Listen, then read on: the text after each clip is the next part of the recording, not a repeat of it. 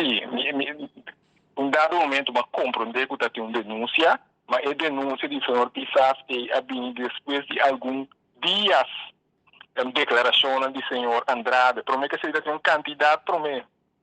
E não escuta nada de primeiro-ministro. Também de botar a impressão que está para malo, ou para incapacidade, larga com o instituto de nosso país está a mal número. Antes não promete para defender, não está fazendo nada. Nosso país merece melhor. Agora, nós podemos conversar aqui na rádio, televisão, cidadão não pode parar na porta snack, na pibre, em praça, mas é bonita, mas um dado momento nós estamos verwachting também, se é parlamentário, né?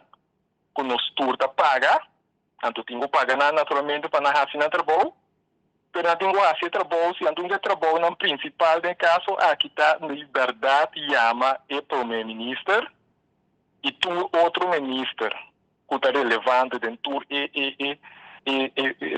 turbulência que o nosso país está dentro, chama no parlamento, não em conferência de imprensa, maneira fração de ano ficar capaz de opinar, contente com ele, mas chama no parlamento, de reunião pública, para explicar e dar uma explicação, diante da audiência que me dá explicação nesse ordem, que está diante do representante do povo, que me diz, ora que nós fazemos de parte do partido PEN.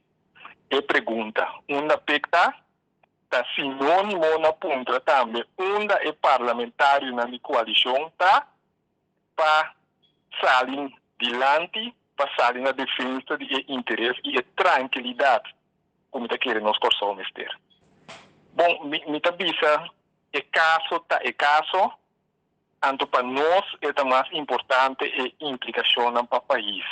Que nós passa um teste da nos visa com leu e com robusto a lei de screening, tá?